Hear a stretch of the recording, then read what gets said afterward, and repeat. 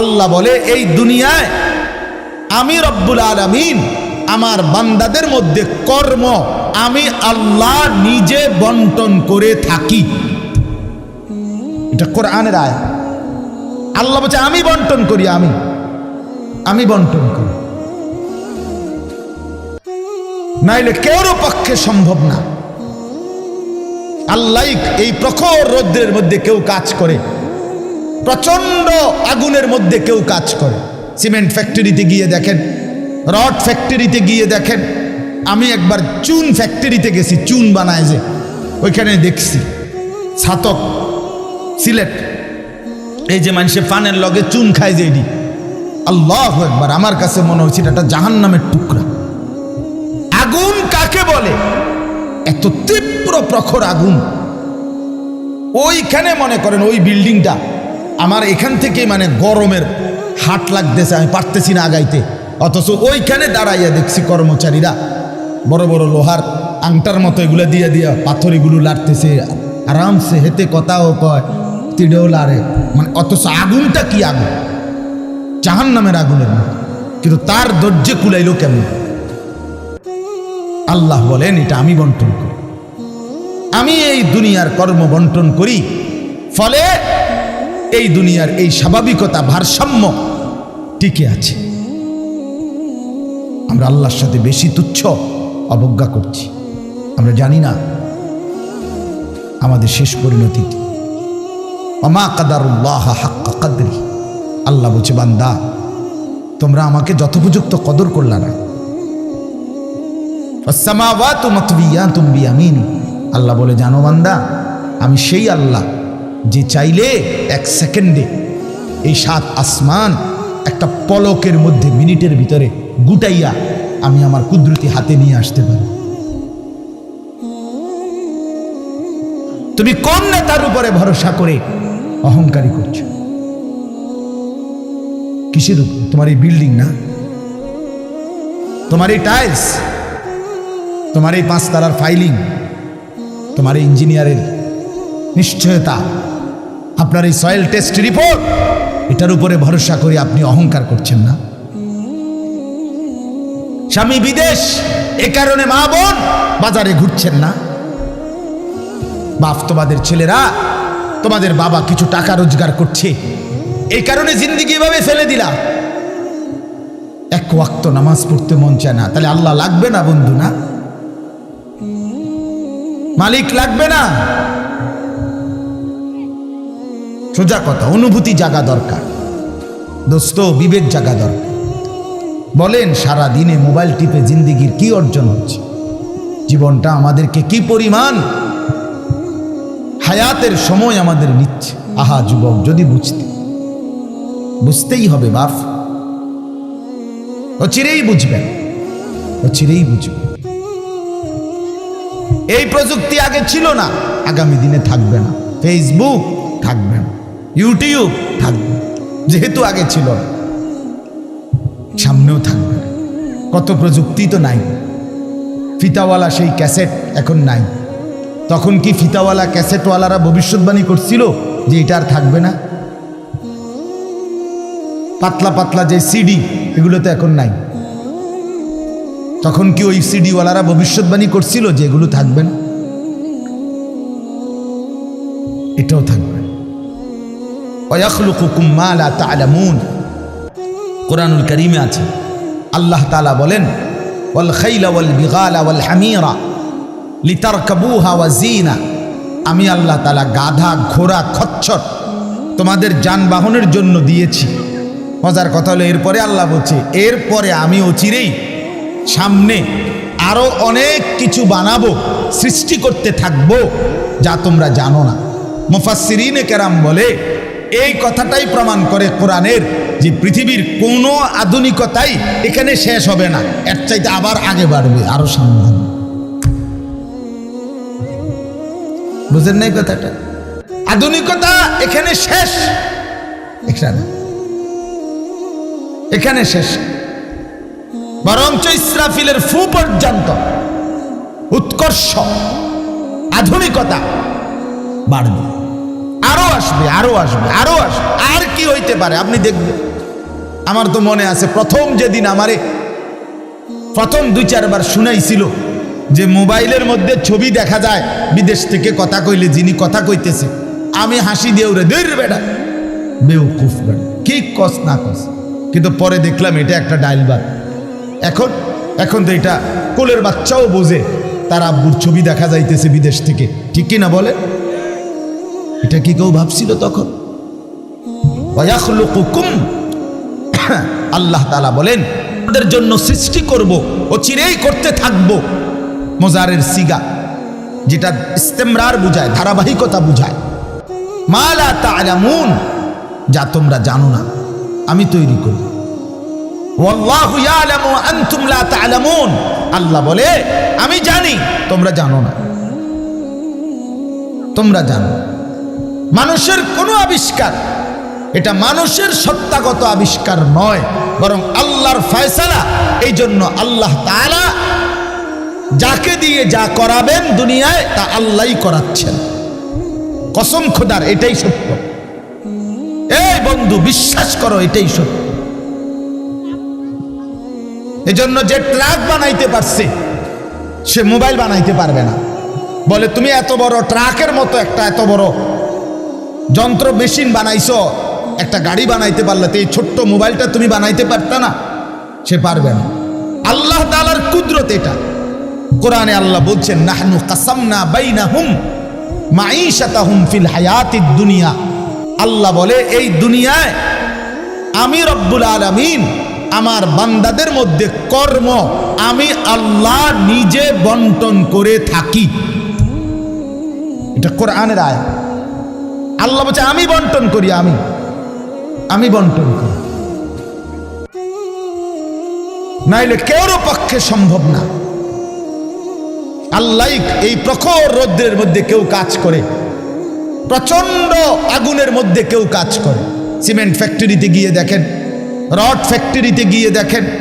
আমি একবার চুন ফ্যাক্টরিতে গেছি, চুন বানায় যে, ওইখানে দেখছি ছাতক সিলেট, এই যে মানুষের পানের লগে চুন খায় যে, এডি আল্লাহু আকবার, আমার কাছে মনে হচ্ছে এটা জাহান্নামের টুকরা। আগুন কাকে বলে? এত তীব্র প্রখর আগুন। ওইখানে মনে করেন ওই বিল্ডিংটা আমার এখান থেকে মানে গরমের হাট লাগতেছে, আমি পারতেছি না আগাইতে। অথচ ওইখানে দাঁড়াইয়া দেখছি কর্মচারীরা বড় বড় লোহার আংটার মতো এগুলো দিয়ে দিয়া পাথর এগুলো লাড়তেছে আরামসে, হেতে কথাও কয়, তিড়েও লাড়ে। মানে অথচ আগুনটা কি আগুন, জাহান্নামের আগুনের মতো। কিন্তু তার ধৈর্যে কুলাইলো কেমন? আল্লাহ বলেন এটা আমি বন্টন করি, আমি এই দুনিয়ার কর্ম বন্টন করি। ফলে এই দুনিয়ার এই স্বাভাবিকতা, ভারসাম্য টিকে আছে। ওয়াজআলুকুম খুলাফা আল আরদ। বন্ধু আল্লাহ বলছেন আমি আল্লাহ আমার জমিনের মধ্যে তোমাদেরকে আমার প্রতিনিধি হিসাবে বসবাসের ব্যবস্থা করছি, এটা আমি করছি। আপনি শুধু একটা বার বলেন, একটা লোক এখানে এই যারা মনোযোগ দিয়ে শুনতেছেন, আপনি বলেন একজন চেয়ারম্যানকে বলুক, এই চেয়ারম্যান সাহেবরে এনে বসাইয়া, মনে করেন একটা ইউনিয়ন যে আপনার এখানে মোট 4000 ভোটারের ভোটে আপনি নির্বাচিত হয়েছেন, ধরে নিলাম এই 4000 ভোটারের মধ্যে এই ইউনিয়নে মানুষের প্রয়োজনীয় যে কাজগুলো এগুলো আপনি বন্টন করে দিবেন। আপনি যেহেতু জনপ্রতিনিধি, আপনি ভাগ করে দিবেন। রিক্সা চালাইব কয়জন, অটো চালাবে কয়জন, জুতা সেলাই করব কয়জন, চুল কাটবে কয়জন, তরি তরকারি করবে কয়জন, টয়লেট বাথরুম সাফ করবে কেডা কেডা, এটি আপনি লিখে দিবেন। চেয়ারম্যানের বাপ না, চেয়ারম্যানের 14 গোষ্ঠী পারবে এটা মিলাইতে? কথা বলেন না, পারবে এগুলো বন্টন করে দিতে? যারে প্রথম বলবো যে তুমি রিক্সাটা চালাইবা, তে কব কি আমি কি ভোট অর্ধেক নিয়ে দিছি? আপনি প্রথম রিক্সাটাই আমারে দিলেন, আপনি কি কমপক্ষে প্রাইভেট কার্ডটাও দেখলেন না? বলবে কি না বলেন না? সম্ভব? এটা সম্ভব। সুবহানাল্লাহ। নাহনু কাসামনা বাইনাহুম মাঈশাতাহুম ফিল হায়াতিদ দুনিয়া। রব্বুল আলামিন বলেন দুনিয়ার হায়াতে আমার প্রতিটা বান্দার কর্মের বন্টন আমি করে থাকি। ওয়া রাফা'না বা'দাহুম ফাওকা বা'দিন।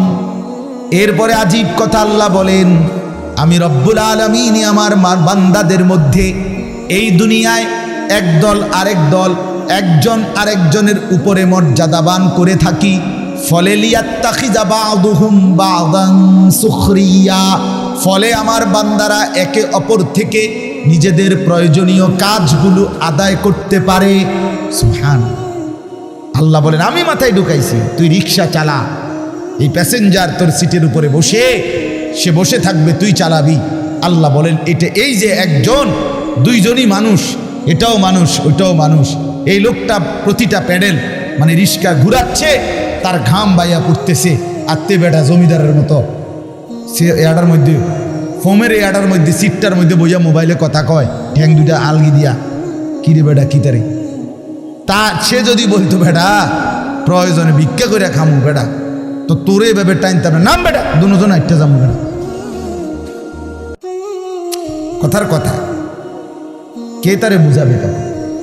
কিন্তু আল্লাহ তাআলা বলেন, আমি আমার এই বান্দাদের মধ্যে বুঝাইছি, একজন ড্রাইভার, একজন প্যাসেঞ্জার, একজন বিক্রেতা, একজন ক্রেতা, একজন সারাটা দিন মেহনত। আহা বন্ধু, আমি তো অনেকবার, আমি ঢাকা যখন পড়ালেখা করছি কত সময় তাকায় দেখছি, এই যে গার্মেন্টস মিল ফ্যাক্টরির শ্রমিকরা, ছেলে মেয়েগুলো কি পরিমাণ মানবেতর জিন্দেগি। তারা এই 8 ঘন্টা 10 ঘন্টা ওভার টাইম করে ডিউটি শেষ করে ছোট্ট ছোট্ট খুপড়ির মতো কোন রকম জিন্দেগির জীবনটা তারা কষ্ট করে চালায়। অল্প কয়টা টাকা বেতন পায়, বেতনটার জন্য কত সময় কত আন্দোলন করতে হয় তাদেরকে। এই সামান্য কয়টা টাকা দিয়ে তারা জীবনটা নির্বাহ করে বছরের পর বছর, অথচ তাদের সেই কষ্টের মেহনতের পরিশ্রমের পণ্যটা বিক্রি করে মালিক ও পক্ষ কোটি কোটি টাকার রাজপ্রাসাদে আলিশান বিত্ত বৈভবের মধ্যে উল্লাস করছে। আল্লাহ বলেন, বান্দা এই যে ব্যবধান, এটা আমি করছি, এটা আমার ফয়সালা, আমার ইচ্ছা। আমি যাকে মন চাই ধনী বানাই, আমি যাকে মন চাই গরিব বানাই, আমি যাকে মন চাই সম্পদের প্রাচুর্য বাড়িয়ে দেই, আমি যাকে মন চাই সম্পদ কমিয়ে দেই। আমার বান্দা, এটা তোমার দুনিয়াবি কোনো শিক্ষা, দুনিয়াবি কোনো যোগ্যতা, শারীরিক কোনো দক্ষতা, তোমার মেধার কোনো বিচক্ষণতা নয়, কসম আল্লাহর নয়। যুবক, প্রতারিত হইও না বন্ধু, প্রতারিত হইও না। তোমার মতো সুখী সচ্ছল ছিল, বাবার সম্পদ ছিল, চাকরি ছিল, বাবা বিদেশ ছিল, এরকম হাজারো সন্তান আজকে উদ্বাস্তু শরণার্থী শিবিরে, শরণার্থীর মতো মানবেতর জীবন ফিলিস্তিনে, রোহিঙ্গাতে, সিরিয়াতে, ইরাকে মুসলমানের লক্ষ কোটি সন্তান রোহিঙ্গার আরে শরণার্থী উদ্বাস্তু হিসাবে মানবেতর জীবন যাপন করছে।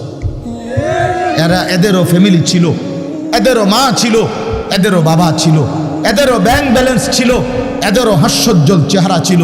বরং আমাদের চাইতে আরবের মানুষের চেহারা লক্ষ কোটি গুণ বেশি সুন্দর। বন্ধু আমার, কি রঙে, আমার কথা শেষ, আমি বেশি আর বাড়াবো না।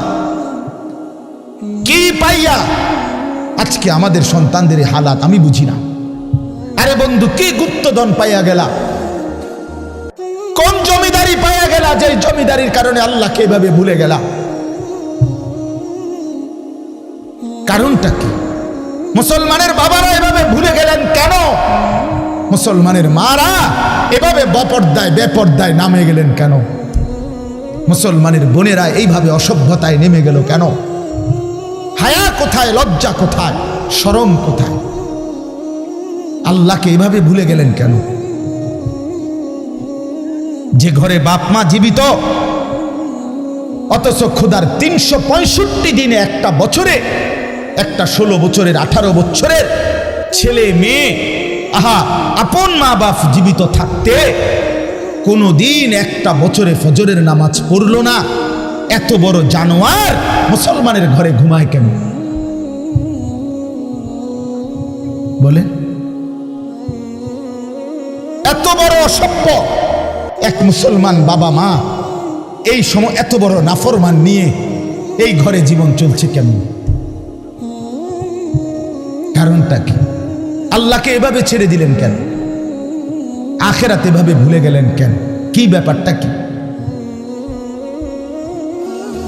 হ্যাঁ, এই পৃথিবীর চারদিকে চতুর্দিকে যদি মুসলমান মজলুম হয়, নির্যাতিত হয়,